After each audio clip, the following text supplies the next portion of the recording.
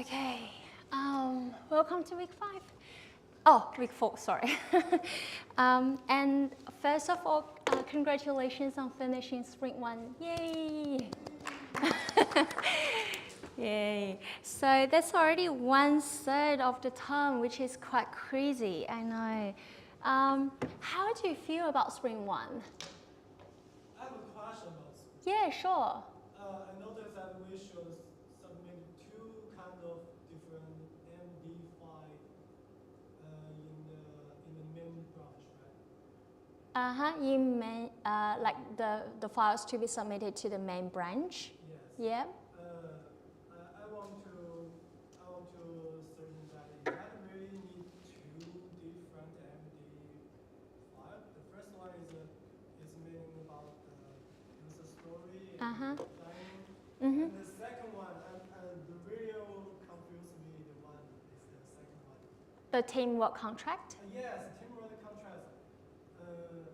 I saw it should be after we submit all things to have the meeting, but just in case our team have the meeting before the day on yesterday.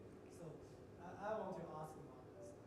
The second one is that really need to be submitted before today's 12. The question is whether we need to submit a teamwork contract before the deadline. Since, yeah. So teamwork contract is not a summarization of contribution. It's a contract between your group members on how you plan to do your work. So more details are provided on the course website. So for example, this is the teamwork contract with a template, and it shows it tells you what team contract is about. Like this document sets clear expectations for how your team will work together, communicate and deliver. Treat it as a living document, like update it as your team learn how things work. So it's not a summarization of the contribution, but about how your group plan to work together.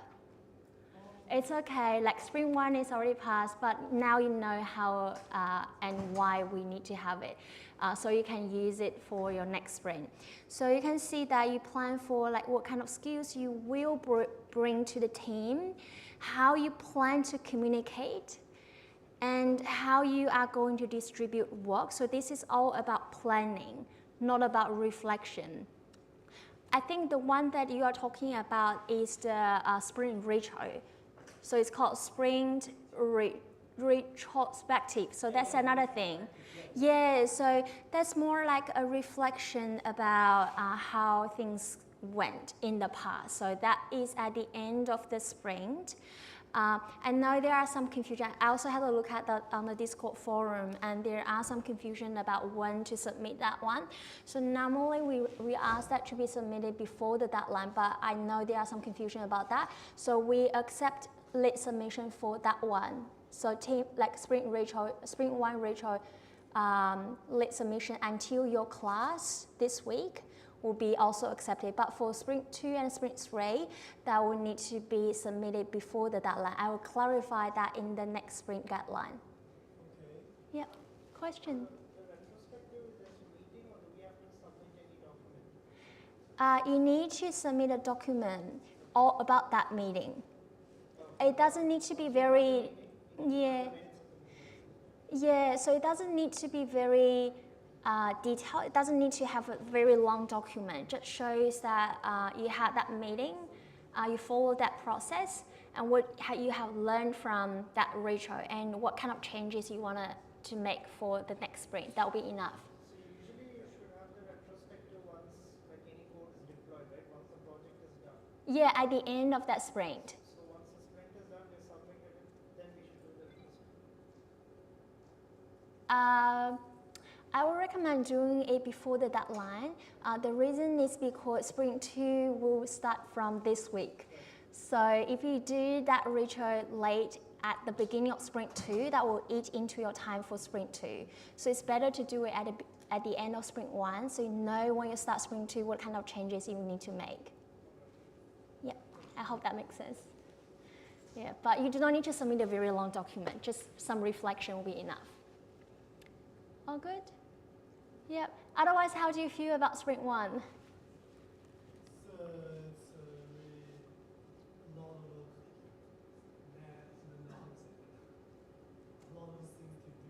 of A lot of things to do? Really? Really? Okay, I'll have a look at some of the submissions tomorrow and see how it looks like. Because my original intention was as less documentation as possible. But if that's what you felt, I'll see what I can do to change for sprint 2 and sprint 3. Thanks for the feedback. In terms of feedback, I also had a look at the feedback form.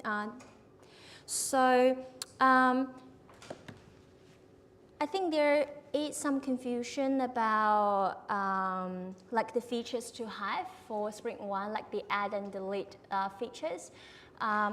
Yeah, and I only got to know about the confusion today, which is already past the deadline. So if you have any confusion, if you have any question about the guideline or anything that is required for like the project, just email me or put on the forum and we can clarify that early. So you do not need to wait till the end of that sprint and realize, well, I'm still not clear about what that means or what I need to do. So just letting us know early that you have questions about this or that, and we'll try to clarify as early as we can. So there's also a problem with the feedback form because the feedback form is more about improvement for longer term. For example, at the end of sprint 1, I'll see, okay, what I can improve for sprint 2 and 3. So if you need like an early reply, I feel like forum will be a better place to put your questions, and you can get like much earlier response to your questions. Okay, so the feedback form is not for questions, but more for like long-term improvement for the course. But thanks anyway for all the feedback. I'll try to improve for sprint 2. Okay, so sprint 2 guideline has already been released here on the course website, but I only released the very high level things about sprint 2 for now because there's no content yet about sprint 2 is taught. So I will gradually release things week by week as well. But in overall, sprint 2 moves from like focus on building something to building something well. So this is the transition of the focus. More specifically, we'll have like automated testing, continuous integration, code quality, getting the app ready to run in a real environment and everything. So you may not know about these things yet, but we'll use the next 3 weeks to teach you all the contents for this. And then here's also a suggested weekly planner, same as sprint 1. If you are following this planner each week, you will be sure to be okay at the end of the sprint. For sprint 2, we'll continue asking about some like agile team project management practices. So this is the same as sprint 1, but with a higher like expectations.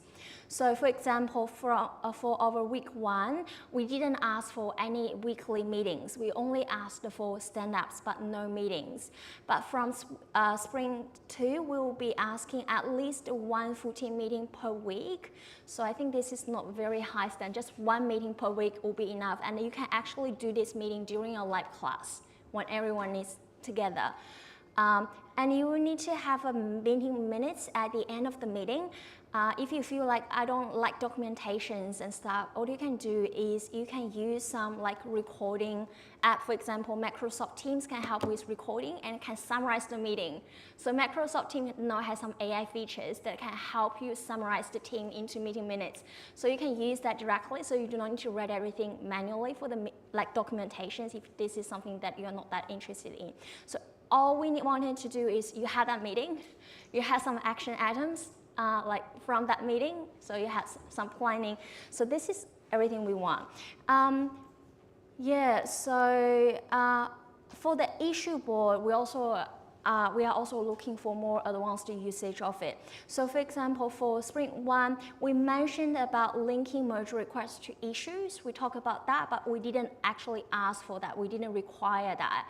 But for sprint 2, we'll you don't remember about that? No problem. If we have time at the end of today's lecture, I'll talk a little bit more about that. But it just said that you can close the and close an issue in the merge request description. So this is how you can link the merge request to issues. Milestones and labels, this are optional. I'll put a optional here, but link merge request to issues, they will be required.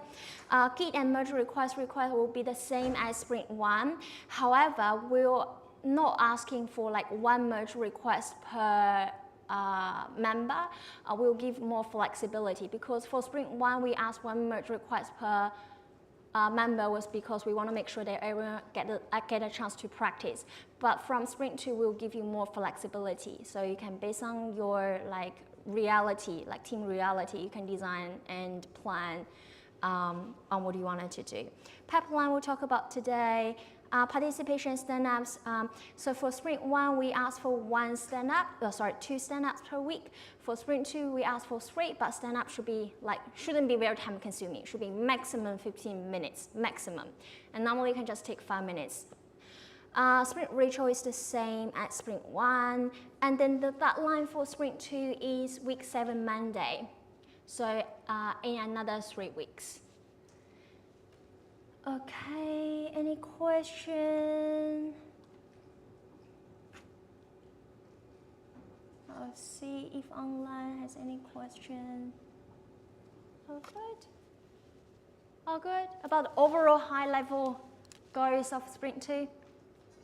Okay, cool. So today's topic. Okay, today this is the topic. So what is it?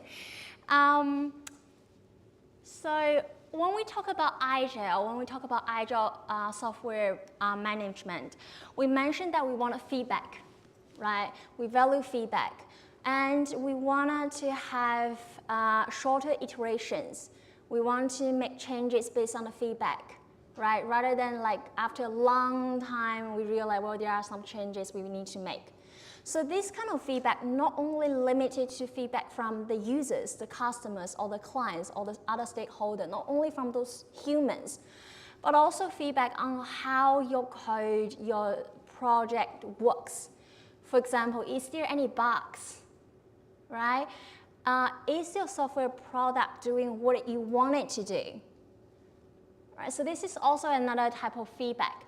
And you wanted to get that feedback as early as possible.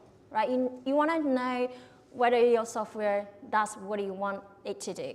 Okay? And how do you do it? So one way to get this kind of fast feedback is through testing. So through test your software and make sure that it works as what you want it to do. Okay? So for your Sprint 1, have you tried to test your softwares, like how your software works? Have you tried that? No? Yes, some no. So I did something. For example, this is my Sprint 1 project. And how do I know my task works? I put some tests. Okay, it shows here. I know, okay, it works. And I delete it, it's deleted. Okay, it works. So this can be a way of testing. Right? Have you done that? Yes. Anything else you have done to make sure that your software works?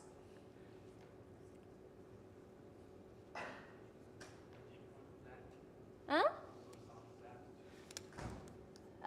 Print nothing and then add task and see if it works. Yes, perfect. Or have you tried to print out something? Like to see whether the value of that variable changed. For example, you may have an array of tasks. Yeah? Yeah, print statement and see whether, like for example, the task list is updated, right? So these are all sorts of like verifying that your software works as you intend it to be, right? However, this requires some like manual work. Right, so you can only have it first and then you do some manual work to know whether it works, it doesn't work. Is there a way that things can be done faster, easier, and then less manually? Sorry? You can automate it. How? Yeah, this is what we are talking about today. So we'll show you some ways to do this kind of testing easier, faster, more frequently, and more visually. Okay, cool. Amazing. So let's go back to our slides. Okay, so the speed of feedback matters, right? The more quickly you get feedback, the more quickly you can adjust and correct the mistakes. And test-driven development is one way to speed up feedback. It verifies your code does what you expect. So this is a summarization of what we just talked about. So what is this test-driven development? So it is TDD for short. It means that you write a test first to describe the behavior that you want. Run it. It may fail because you haven't read the production code, you only read the test, right? And then write the smallest amount of code to make it pass. Repeat it in small steps. Okay, this may sound a little bit weird. So it actually means that, for example, I haven't implemented this add task yet. Although I have this button here, but imagine that I haven't got this add task yet. So if I put something here, and I click on this button, will the task be added? No, because I haven't implemented add task yet, right? So similarly, I will say like, well, I want to test, like, I want to have a feature that can delete a task, but I haven't implemented deletion yet. If I click on the button, will that work? Will that task be deleted? No, it won't. But you may ask, like, why do we need to do this? Like, why do we want to have a test first before it's actually implemented? Any guess about that?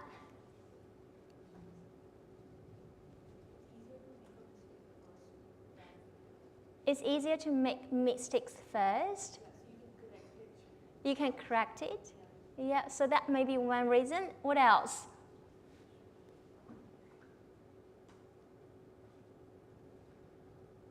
So there's another reason. There are a few reasons actually. So there's another reason, which is remember that last week when we talked about user stories and like requirement engineering, we said that everything needs to start from the user's point of view, like what kind of value that we can provide to the users, right? So using this kind of test-driven development can help you with that as well. So you start with what do you want to achieve? What kind of things you want your software product to be able to do? And then actually implement the details. So it's like design it first, plan it first, and then do the implementation. So this is another reason. One more reason is that it's also, so the test, so when you write like when you click on the add task button, the test will be added. So it's also a living documentation. So you do not need to write separate documentation on what your software can do, right? But when people looking at the test, they know, okay, so these are the things the software can do. And when in the future you want to make some changes to your like production code, like for example, you want to make it more elegant, you want to add some comments or whatever changes you want to make, and the test is keep the same. So when you run a test, you know like whether it works as what you want it to do, right? Okay, actually there's also another reason for writing the test first, because when you start the implementation, like writing the code first and then writing the test later, always in your mind you already have an assumption of how things should work when you write the test, because you wrote the implementation first. So you already got an assumption of how things should work. So that will have an impact on your test. However, if you start with your test and test is from the stories, you know what are the like expected behavior of your system. Okay, so it will be less biased. Oh, there's a question from online. I'm not sure whether the question is about Spring 1 or Spring 2. So the question is, we were told the stand-up can be via message where a group we post in the group about what we are doing. When you say 15 minutes, does that mean we need to have with them as a video call? No. Just some messages in your Microsoft Teams channel will be enough. I'm saying 15 minutes, just wanted to emphasize it shouldn't take you too long. Like it should be like quite fast, quite quick, although we ask for like 2 to 3 times, 2 times per week for Spring 1 and 3 times per week for Spring 2. But it shouldn't take you too much time. That's it, that's all I mean. Okay, coming back to test. Okay, so now the question is, we were talking about test, right? So what is a test? So the test, this is one way of doing that, but it's very manually. In software engineering, when we say test, we can write some code to do the test. So the test can be achieved through writing some code. For example, you load the index page, check that task name appears in the response. If it does, the test passed. But this can be written in some code. I'll show you more demo very soon about how to write this code. Yeah, I'll come back to this later actually. Okay, so how to write code, how to write the test. So this is an example of test for my task tracker. So this one, what I want to test is that the index page. So the index page is my main page. I only have one page now, which is this index page. I want to make sure that the index page shows this one, shows this line in the response. So this is a test. So this is one example of test. And to do this test, you do not need to start your server and see, oh, is this test here? Is it exactly the same? Is there any typo? Is there anything wrong with it? But you can actually write some code to achieve that. Where is it? Yep. Okay. But how do you actually do this? Like, where do we put this test and how does the test work? Any guess about that? Do you have any idea? So because we are using Python, right?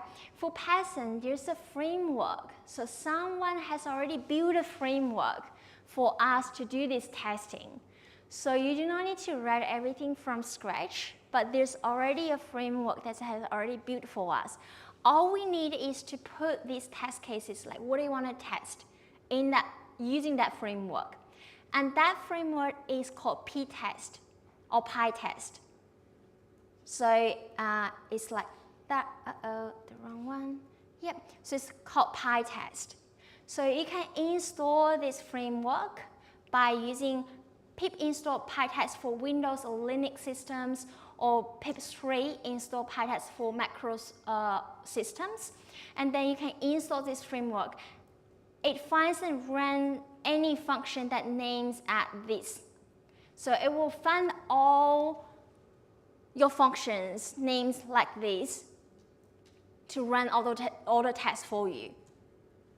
So when they will try, so when you install this framework and when you run PyTest, it will find these ones. For example, let me show you this one. So they will find these functions starts with test, and then you can put a name to make it more sense, like what this test is about. And then, for example, this is the URL or the request that we are sending, just the index, right? We only have an index for now. And then we check whether this complete Flux tutorial is in the response.data. That's it. Very straightforward. Right, so let me show you more in practice. So what we do, So my suggestion is to create a folder called test slash. So the folder is named as tests, and you put all your test cases under this folder.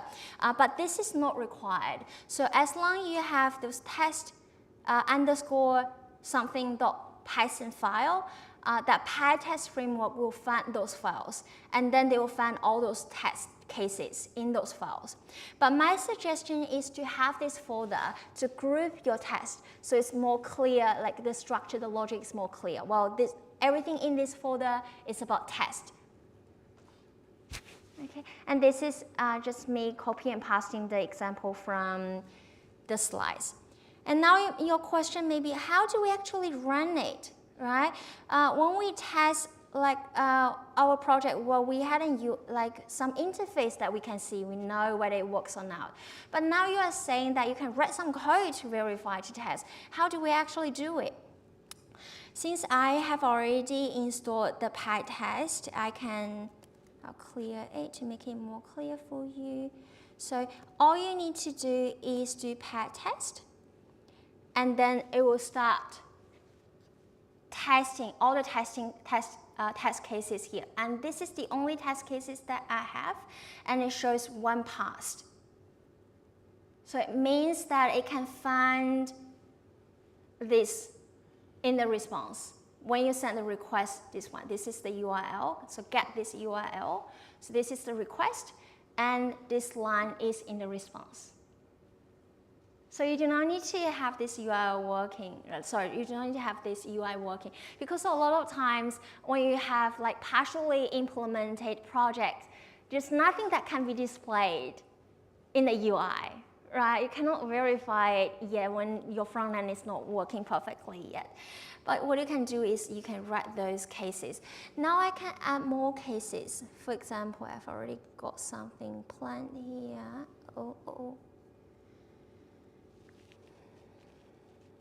Sorry. So I have more cases written here. For example, this first one is test this load. So, and then that shows initial task and the other ones. So you may notice, well, I have a class here. Why do I have a class here on top of those task functions? So this is useful when you want to group those tests into categories. When you have a lot of test cases, you may have a long list here, and it's really hard to read and really hard to know, well, what is it about? So you can have a higher level grouping for the test cases. For example, all my test cases here are about test index page. So I can say, well, test index, and put everything relevant under it. Okay, so let me run this again, PyTest. You can see, well, 3 pass. All this works. However, what happens if something is wrong, right? Like, what do we see? For example, I can add more to this test case. I'll say, I want to see ha ha ha ha ha in response data, which actually I don't have. Right, so what will we see? So let's have a look. So you get something right when you run PyTest. It will be like the first 2 pass, so the green dots here means pass, and the right F means fail. So here we have 2 cases passed, which are this one and this one, but the third one, this one failed.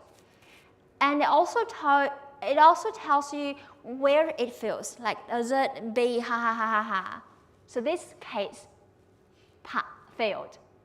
So you know, okay, is it because my test case is wrong, or is it because like something's missing in my implementation, or something wrong in my implementation? So you know, okay, I need to look back into my implementation and see how I can make it like pass. So normally what we do is we start with those test cases without actually writing the actual implementation of the production code. So we write those test cases first. So other things you may want to have, for example, you want to test like whether when you have nothing So when you have nothing here, if you add tasks, like whether it will be adding nothing or it will have a blank something with a delete button here, right? So these are all the things that you can test. And we write those tests first and then go back to write the implementation. Okay, any question? Any questions so far? Let me see, online, yep. Okay, so some more details about the writing the test.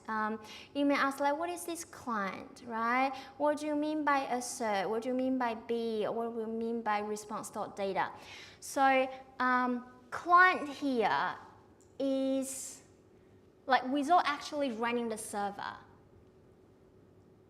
P-test can help you test whether giving a request, whether you get the specific response.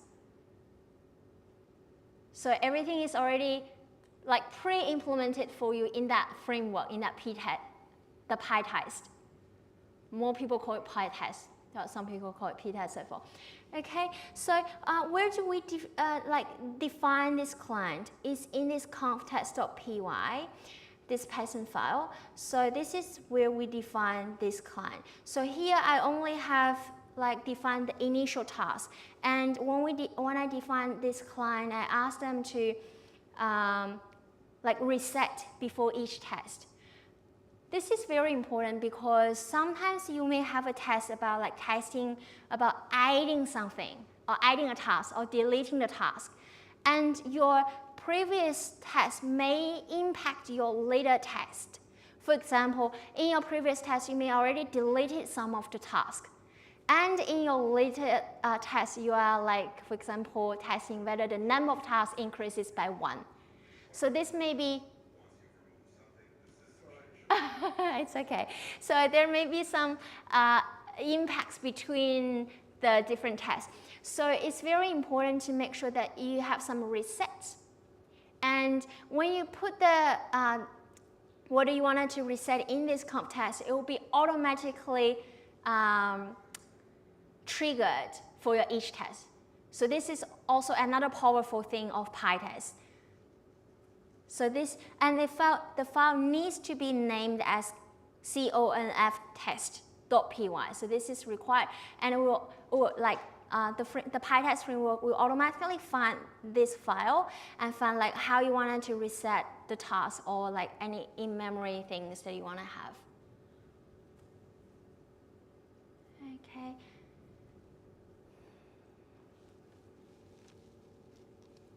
All good so far. It may sound a little bit weird. So when the first time when I learned about testing, I feel like, oh, this is so vague. I have no idea what why it works like that. But when you actually write something, it will become like much more and more clear for you. Like it takes some actual practice to really understand it. Okay.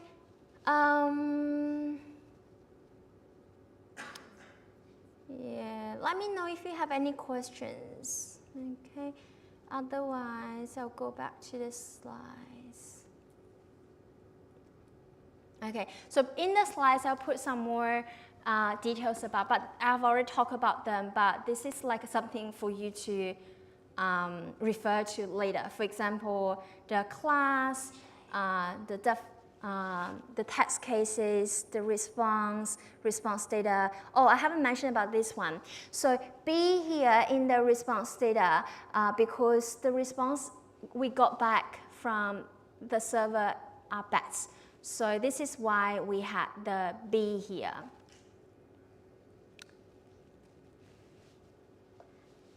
Yep. So now, if you are working on your project, so you are implementing more features now, right? So you have the stories from your Sprint 1 and you are implementing them in your Sprint 2. So what are you going to do next? So now, for example, you are working on your project tomorrow, right? So what's your plan next if you want to follow this test-driven development?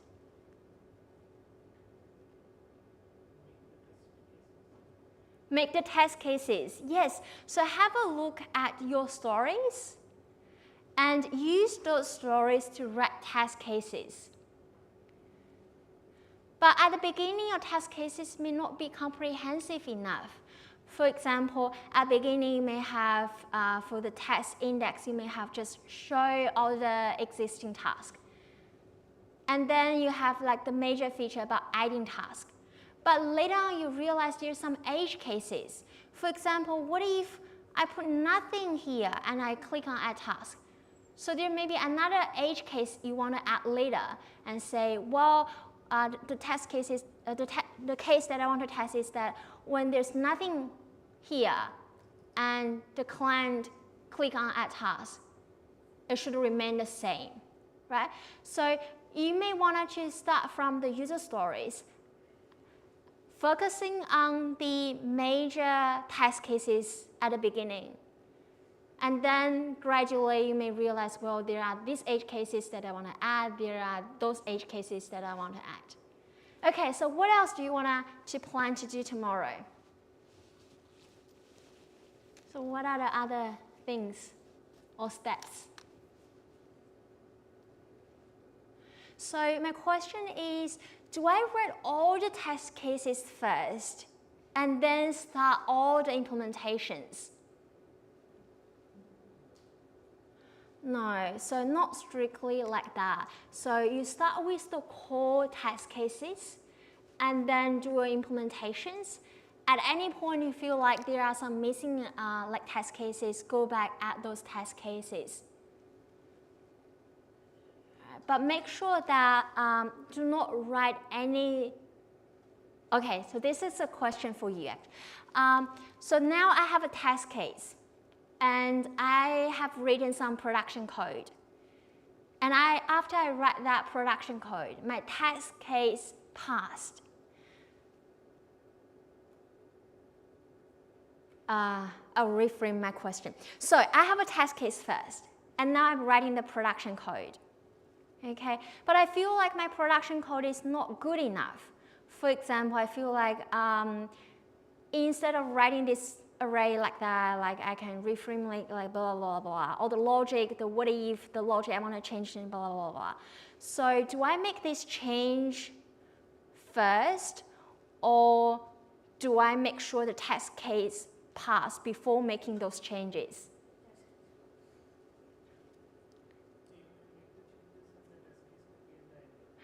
Yes, so first step, write the test cases, right? And then when we write the production code for the test cases, we aim for minimum effort, minimum time to make sure the test case pass. And then when we have time, maybe later on, we can refactor that code to make sure like the code is more elegant or feel like it's more efficient like that. But the primarily, like we want to make sure that the test case pass before we actually improving the code. Now another question. I already knew that I want to have multiple users for my task tracker. And I have an idea about how to write the code. Like, it's quite clear for me. I feel like, oh, this is so easy. Like, I can just have an array. Just an example, I have an array, like this is the user 1, this is user 2. I'm very confident that this can be correct. Do I write the code and then do the test later? Or do I pause a little bit, write the test, and then go back to write the code?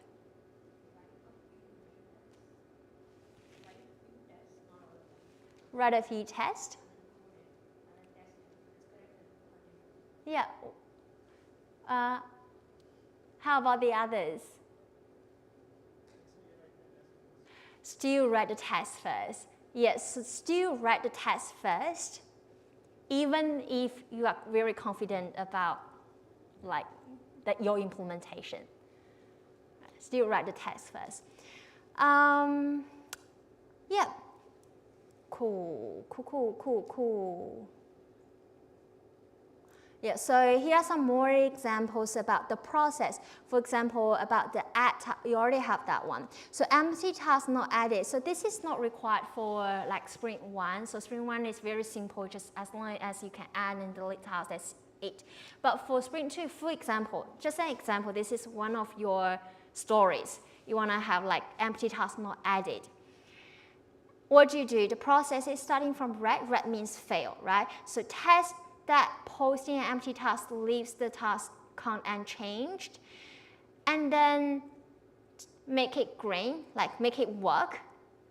In the add, ignore empty or white space only input, blah, blah, blah, blah. And then refactor, and then repeat this process. So start with writing the test, writing the implementation, refactor, and then repeat. Add another test. Or you can have multiple tests, but not all tests. Doesn't have to be all tests. Like, any other question? The process. Okay, so now we have got more idea about how in reality it works. Some rules about TDD, like test-driven development. Don't write any production code unless you have a failing test, because we wanted to have faster iterations, right? Like everything is driven by the test. TDD is test-driven because you start with write enough code to make the test part. So this is a very common mistake to make, especially for early stage developers. We often assume that in the future, I will need that line of code. We thought that, well, this is so good. In the future, I will definitely need that.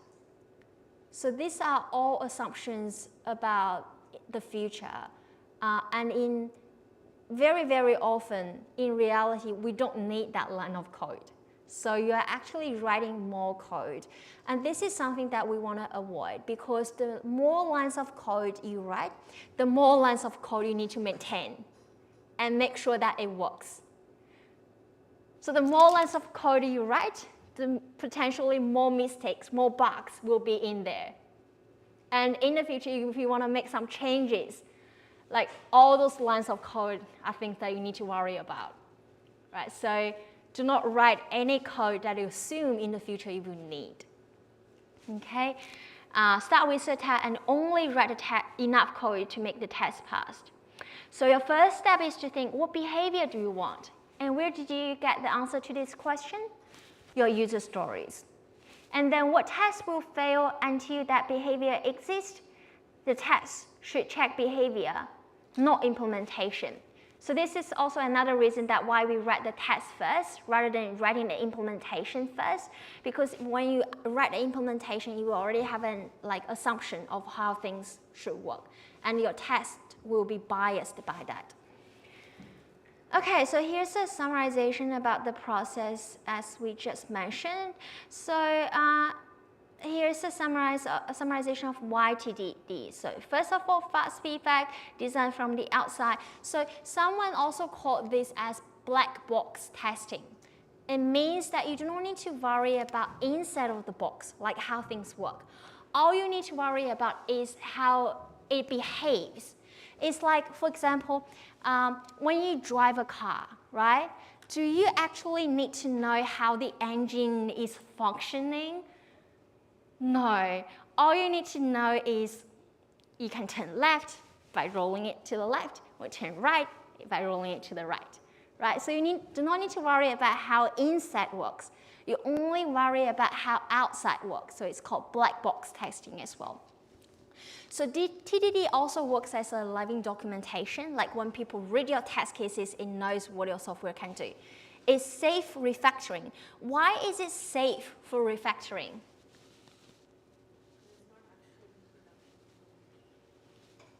Yeah, so let's production code. What else?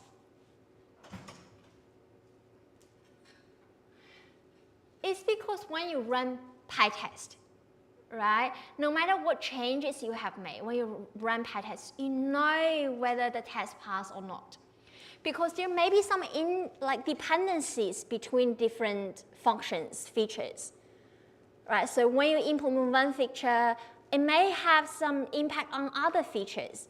So although your intention wasn't changing anything about that feature, but when you change the other feature, it may somehow change that feature.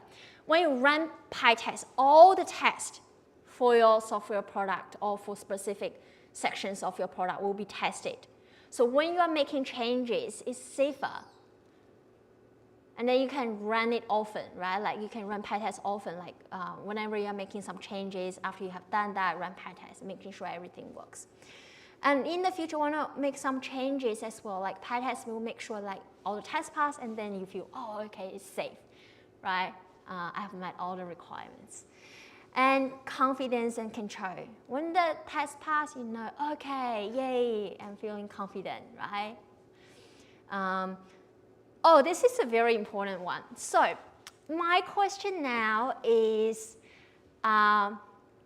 you run your PyTest, everything's green, nothing's in red.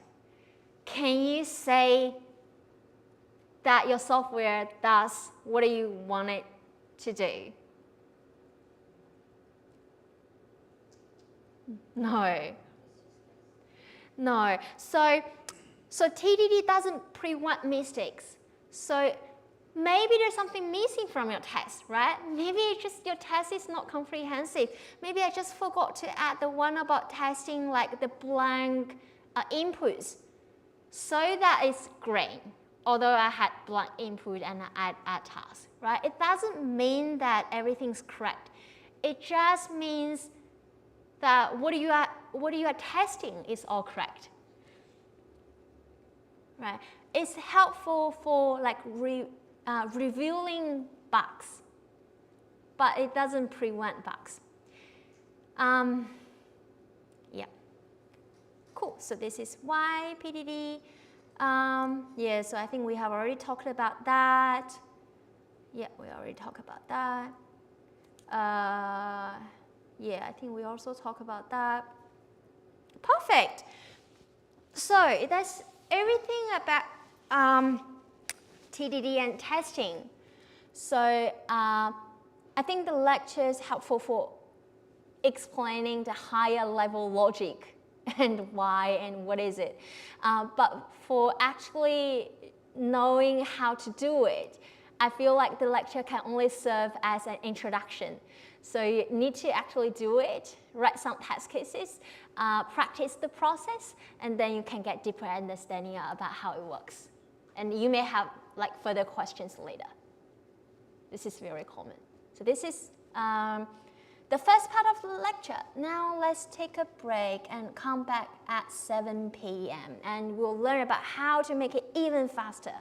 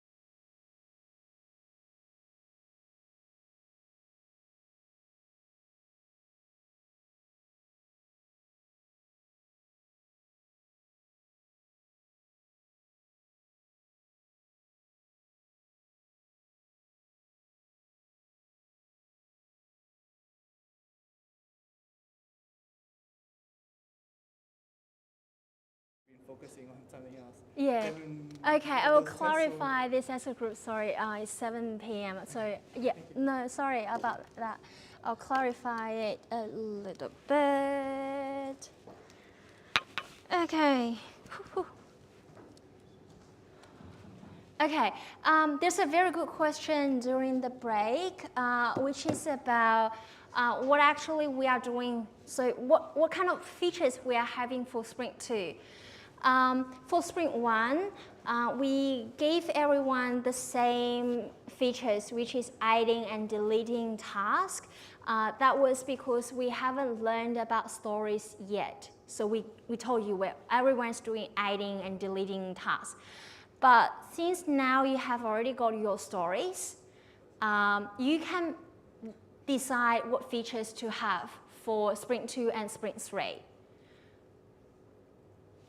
So this part I haven't done that yet, so I'm still drafting it, so I'm not releasing it yet, but I'll get that available to everyone latest tomorrow. So tomorrow, the latest, I will work on this tonight as well. But in overall, so you will be implementing features from your stories. So the course will not be asking you, well, add a login button, add users, add that lines, blah, blah, blah, blah. So you will be implementing your own stories. At the end of the sprint, we'll mark like what kind of value you bring to the users. Yeah, question? I was wondering if there's still a baseline because Yeah. we're still making those stories on our own, right? So Yeah. that's the sort of minimum requirement for the features that we have to make. So is there like any threshold as to Yeah. if our features are too less or we should add more? Yeah, this is a very good question. So the question is there a baseline, like how many features do we need to have? What do you suggest, actually? I wanted to know your ideas. Like from the student's point of view, like what do you think make more sense to students, to people who are actually doing the work? Yeah. I mean, if we had to make a baseline, then I think it would be something that's close to a task tracker that's probably already in production that people use. So, like we use Teams, for example, and it does have like a task assignment system. So, if that's the baseline, then sure. But again, that's still something we are deciding, right? So you were saying that like it's in a production mode, like people can use it, so that's the baseline. So my understanding that this is already in production mode. And there's another task tracker which is already in production, so it should be comparable to something like that. Like incomparable to something else, like the GitLab issue board. But GitLab issue board is pretty feature rich, like it has a lot of features, and some groups user stories may be like, I don't think that's necessary, for example.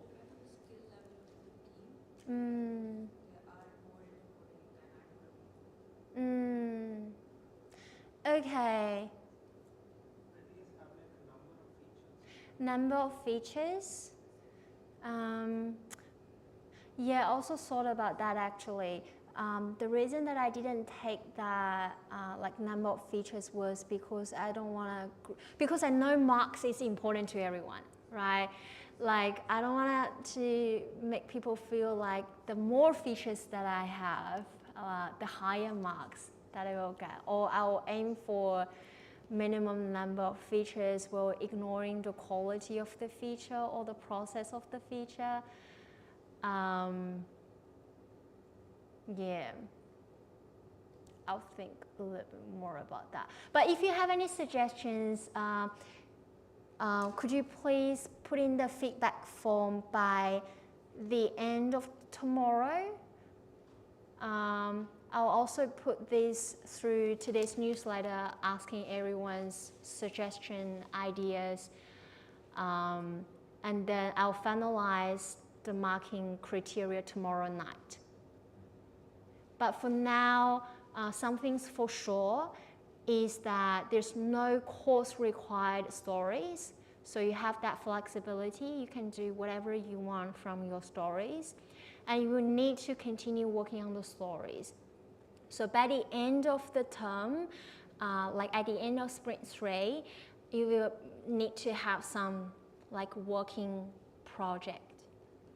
Right? The reason that like at the beginning I also thought about like because we are learning testing, maybe we just mark for the testing. Because we are learning CI, like maybe we just mark for the CI. We're not asking you to implement more features. But later on I thought about like if we are not implementing more features, how can we practice like writing tests before implementation? Right? Like how can we practice like pipeline collaboration, everything if we are not actually writing the code, writing the new features? Yeah, how can we know whether teamwork contract works or not? Like, yeah, so that's the reason that I thought like we still need to aim for a good end product so that we can practice everything that we learn in the course, like in real practice rather than just imagining things. But I'm happy to take feedback. Let me know what you think by the end of tomorrow. And I will finalize the marking criteria tomorrow night. Okay, let's create a course together. Everyone's contributor of the course design. So this is the first time the course is run. So I really appreciate everyone's feedback, whether it's positive, negative, anything. I'd love to know what you think. Okay, so let's come back to the topic. So continuous integration. So now my question is, okay, so now I have those test cases, right? But I still need to manually run PyTest in the terminal to run those tests. Sometimes I forgot to run those tests, and bugs may slip through my fingers, right? All my team members are not like checking their, like doing their PyTest properly, right? So how can I know everyone's like getting feedback frequently, easily? How can we do that? So there's a tool actually can help you help us achieve that goal, and it is called Pipeline, and it's part of continuous integration. Okay, so I'll explain what that is. So the purpose is to scale multi-user software projects when we work in collaboration in a group to manage the project together. We need automated ways to integrate and test our code. So this is the purpose of introducing this new concept. So by definition, continuous integration is the practice of automating the integration of code changes from multiple contributors into a single software project, which is very important. So there are a lot of keywords like automating, code changes, multiple contributors, single software project. So from those keywords, you can see how important this is, right? And in more concrete terms, helping making change merge into master or main more frequent and stable. Like frequent, we know how frequent feedback is important, right? We also know how stable softwares are important. Like stable is very important. Yeah, so to oversimplify things, continuous integration allows us to automatically run PyTest on every commit. So whenever we make a commit, PyTest will be automatically run for us. And it will also give a visual okay or not okay summary of this on GitLab, including more details. So let me show you some examples. So for example, this is some of my projects that I've been preparing for the course.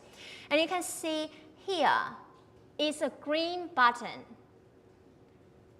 a green tick next to my project here. But here for my lecture slides project, there's a red here. So these are visual indicators of whether the pipeline passed or the pipeline failed. So pipeline passed means all tests passed. So all the steps in my test passed. And if it's a red, it means that some parts of my test failed. Okay, so let's have a look at more details. For example, this one, when I go into this project, I can click on this green button. I can see more details about the testing pipeline. So the pipeline means there are a few things that we are testing. We put it in different stages. Like, for example, it needs to pass this stage to be able to do another test. Or there are a few tests we wanted to do in parallel. Right? So this is what we call the pipeline. But for now, there's only one group of tests here. And you can click on it to see more detail, like how's the process and what is passed. So here, I only do this, so I'm not actually testing anything. And shows drop succeed.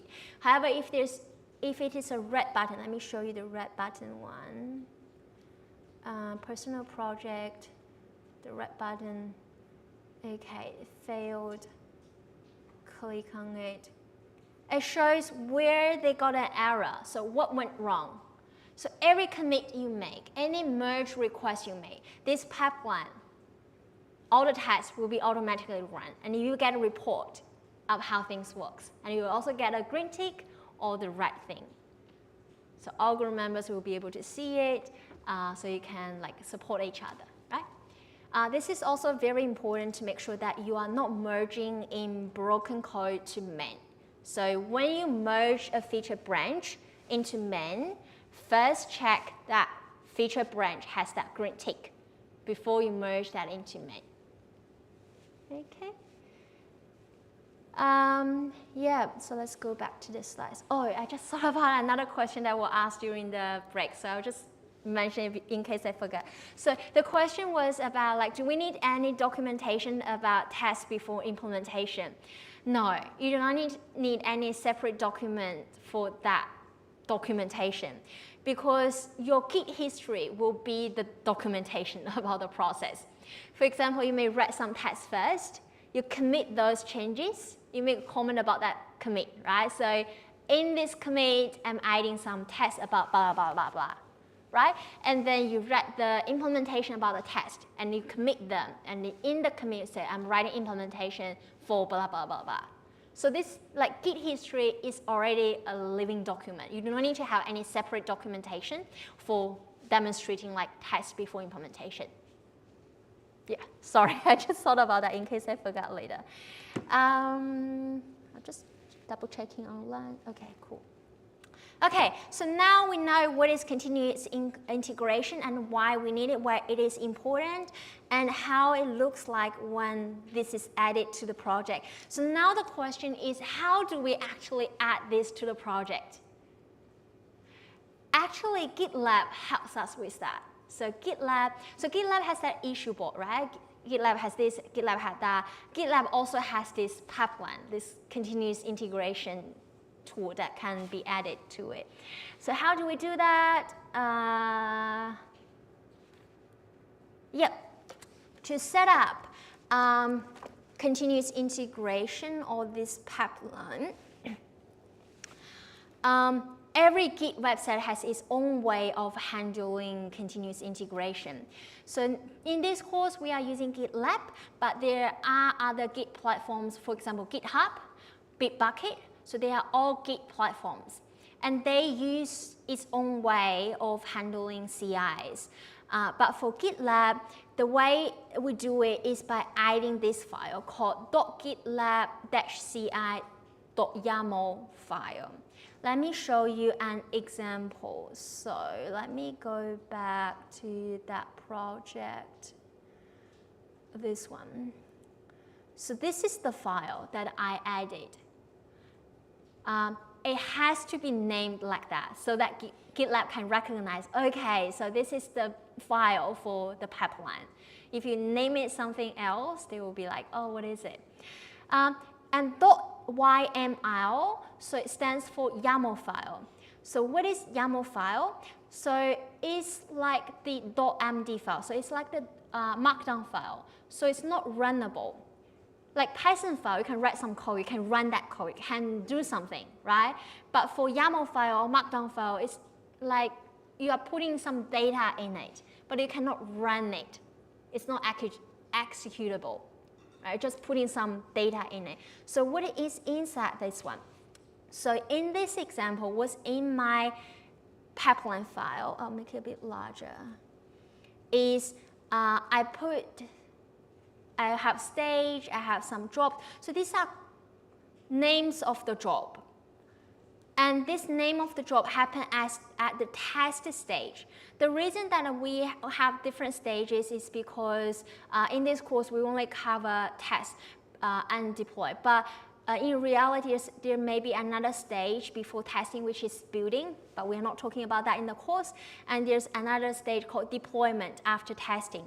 So when you write the pipeline, you may want to separate them in different stages. And you say, well, only if the build passed, I go to the testing stage. Only if the testing stage passed, I test like the deployment stage. So there are different stages, but here we only have this test stage, and we only have this one single drop, and it happens at this stage, and this is the script. So what is script? Script is the actual action items that you put in the pipeline. For example, here I'm actually doing nothing. I'm just printing out something. I'm just printing out. So echo means like printing out. I print out running unit test. This will take about 60 minutes. And I sleep for 60 minutes and then print out like code coverage. I haven't talked about code coverage yet, but we'll talk about next week, I think. Yeah, so this is the script. But for us, the actual actions that we want to take is the PyTest. So the script here you want to put in this pipeline is PyTest. So instead of equaling blah, blah, blah, and sleep equal blah, blah, I put like PyTest. What it means is that when this pipeline is triggered, it runs PyTest. Okay?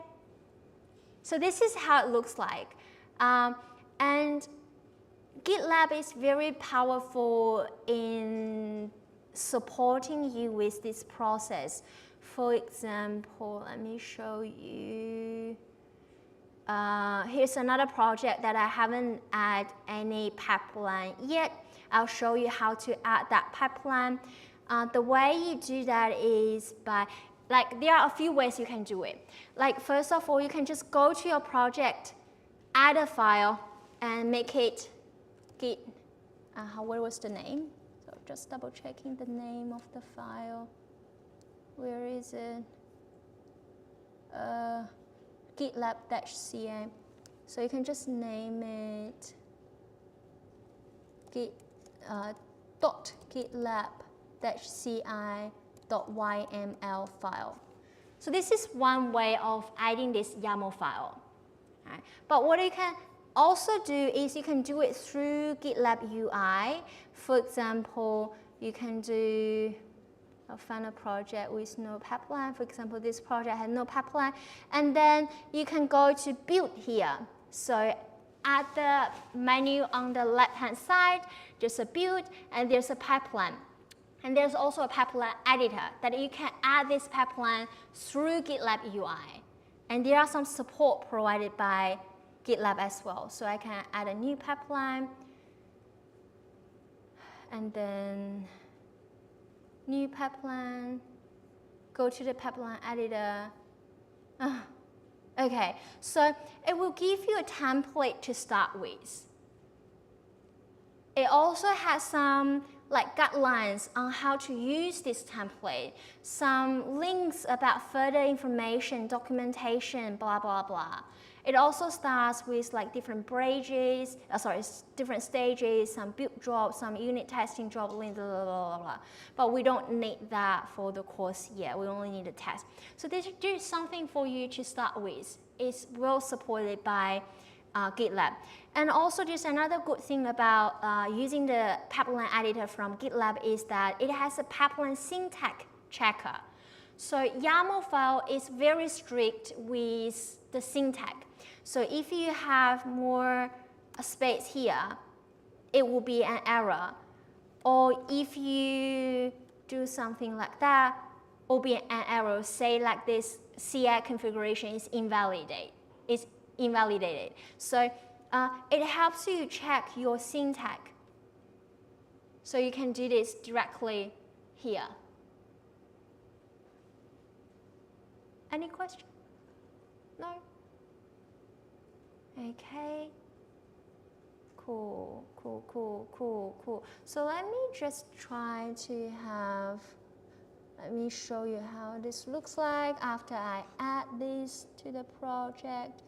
Now I only need the test. I only need this test. I'll delete everything else. Okay. Why? Oh, I delete too much. See, there's some like checks for you. I'll delete those. Okay, pipeline syntax is correct, perfect. So now I'm going to commit this change. Remember that what CI pipeline does? When you commit any changes, when you make any merge request, it will trigger that pipeline. This is what I'm going to show you now. So I'm now committing these changes, checking pipeline status.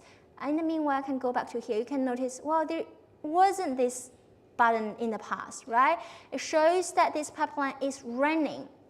When you click on it, it shows you what they have been going through and the progress. Please pass, please pass. I think it will pass. It's actually doing nothing. Let's give them a few minutes. So you may ask, like, how is this working? Like, why GitLab can run my code, right? Why GitLab can test my code? Like, how does everything works? So actually, those pipelines, all those like CI pipelines, are running on a server or a runner. So what is a runner? Runner is like another machine that gets your code, gets your project code, and run the pipeline on that machine. So there's actually another machine running everything. So that's called a runner. Okay, so it has done the first step. Okay, drop succeed. So now when I go back to this project, I can see that, okay, great, I've got this green tick. Okay, all good. Any questions so far? So this is how it looks like. Yeah, I have already shown this. Yeah, we have already done that. Yeah, so this is actually the runner. So all the projects are sharing some runner. So runner is just another machine, like another computer, run all those jobs. Right? So for example, in your group, you may have a few people, right, working on the project. And you all push to the same repository. And the repository, like multiple repos, GitLab repos, they are using the same runner to run all these jobs. So sometimes you may notice that the runner is very, very slow. Like just now when I run it, it's not fast. Like we still waited a few, like we queued for 1 second, which is pretty fast. And took about like 1 minute, 5 seconds. When you have more tests, it will take longer. And when a lot of people are using the pipeline, the runner will get very slow. So try to avoid pushing everything, making all the commits last minute before the deadline. Because everyone, all the groups, will be using that same runner at that time. So it will be very busy. So you may notice you have long queuing time and it will take longer for the pipeline to run. Okay, cool. Yeah, so in your own, so if you wanted to practice this pipeline in your own personal projects and GitLab, it may not work.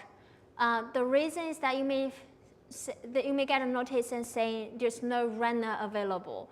So, but your project, like your group project, anything under 60/20 will work because 9820. Sorry, 9820. So everything under 9820 will work because CSE has a runner to run all of your pipeline, all your works. Okay, but for some like more commercial products like GitHub or Bitbucket, they have an array of runners that are used for people with Git repos. And they normally ask for payments about that, like extra pay to use that runner, but you don't need to do that. Yeah, cool. So if while you are practicing that, sometimes you know, oh, there's no runner available. Maybe you are just practicing under your own personal repo. So that's why. Just practice under the course and it will work. For our projects, okay, so we showed some general pipeline about how it looks like, how our project should, how the pipeline for our project should look like. So, so we need to make sure that that runner, so that computer runs your job, has Python installed, so that they can run your Python code, right? So we need to have a Python image, and it looks like this. So you need to have an image, Python, and the version of that Python to make sure that everyone on your group is using the same version. That is to make sure that people will claim, well, the code, the project works on my computer, and the other group member will say, it doesn't work on my computer. And maybe because you are using different version. So make sure that you have the same version running. And then what does this mean? Like before script. So before script means that the command that runs before the script. So the script that you want is the PyTest to run all the tests, right? But before test, like we want to install all the requirements for Python project, you know, like there needs to be a requirement.txt.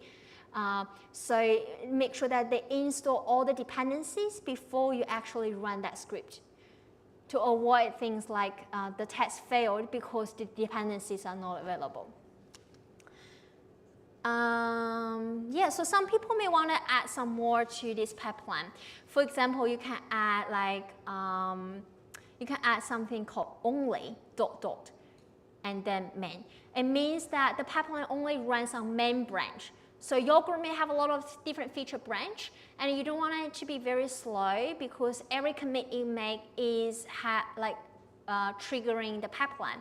You want it to have only the commits to the main. For example, by merge request, like merging the feature branch to main, so that triggers the pipeline. So this is just an example. You see what works well for your group. Okay.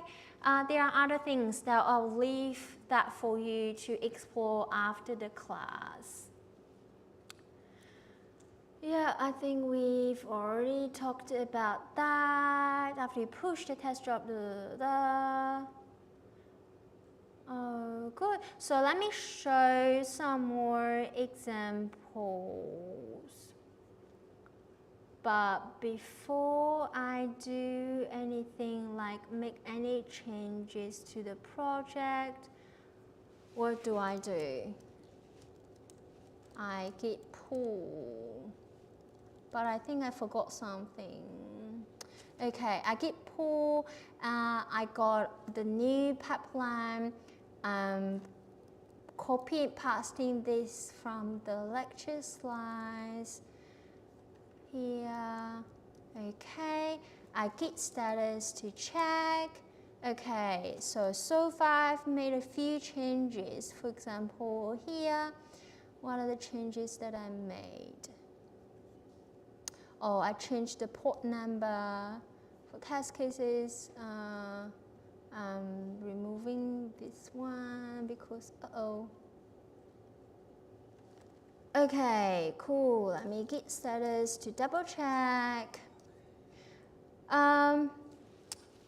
Before I make any changes, what should I do first? Git add. So yeah, I'm going. The reason that I'm doing what I'm doing now is I want to show you how commit will trigger the pipeline. I'm going to show you. Okay. So I'm going to do git add. So last time, like in week 1, when we talk about Git, we talk about like git add For example, we can add this file and add that file. But there's an easier way to do that is by git add dash and all. It will add all changes here, all the files that you have changed. But be careful using git add dash dash all because you only wanted to do that when you are pretty sure that you want to group them together, like commit them together, right? So I'm pretty sure now, and then I'll say ready to demo CI, and then I'm going to do a git push, and it will trigger the pipeline. Let's have a look. Where is it? Where is it? Where is it? Ah, it's here, it's here, it's here. Okay, you can see it's running now. All right, so whenever you are making commit, push it to the pipeline. Oh, sorry, push to the GitLab repo, it will trigger it. Okay, pass. Amazing. So what is run here is the PyTest. Okay. So the pipeline will also be triggered when you make merge request. So I'll show you how. This is done. I'm going to make some merge request.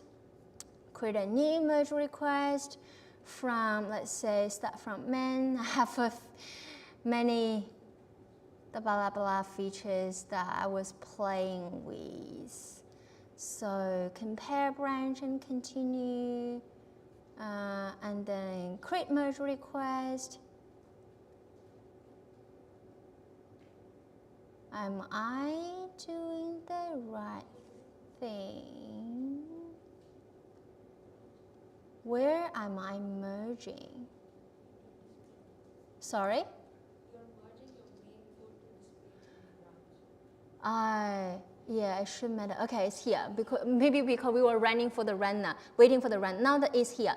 So before I click on merge, I wanted to see this green tick. So when you are reviewing your team members' merge request, make sure that you can see this green tick before you approve.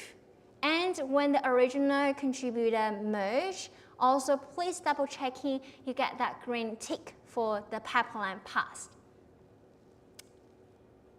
Okay. Yep, I'm not merging it in because it will make it really messy.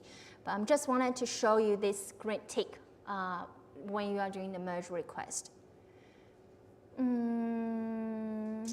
Yeah, I think that's the thing that I want to show you.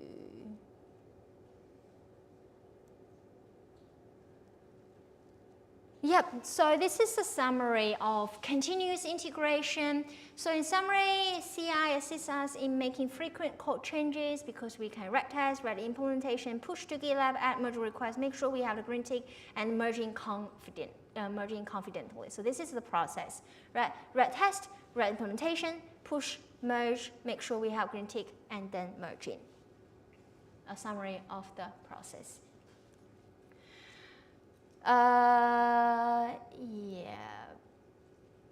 So this is important rule to follow. Is your main branch should always be green. No code should be merged into it unless you get the green tick. Some further reading for us. Both of these are great resources. I have read both of them. They are both great. So for example, for GitLab, there's some videos, documentations, a lot more about CI. For Atlassian as well, Atlassian has a lot of great tutorials or guidelines about things like CI, GitLab, Git in general. Yeah, so yeah, Atlassian has a lot of great resources. So I put these two links here. Feel free to have a look at them at your own time. Yeah, I think that's all for today that I planned, which is quite rarely I finish early because normally I struggle to finish everything in time. Let me see if any question online.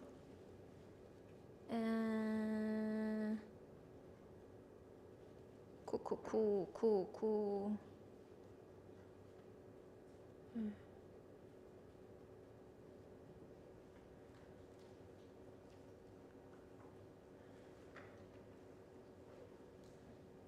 Okay.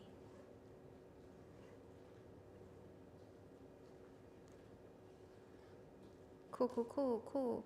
I think that's everything. No questions on that. Okay, amazing. 30 minutes back to you. Thank you. Oh, there's a question online. Did you say that we don't have to meet outside class time, meaning we can have our weekly meeting in class? I didn't say that you don't have to meet outside class time. Like many groups find that meeting outside class time is very helpful. I'm just saying that meeting during class can save you some time because everyone will be there. And actually, yeah. But yes, you can use your class time for meeting, but it doesn't mean that you don't want to meet outside of class. Yeah, that's the minimum requirement, like one meeting per week. Okay, thank you. Thank you so much, everyone. Half an hour back to you. Enjoy your night. Thank you.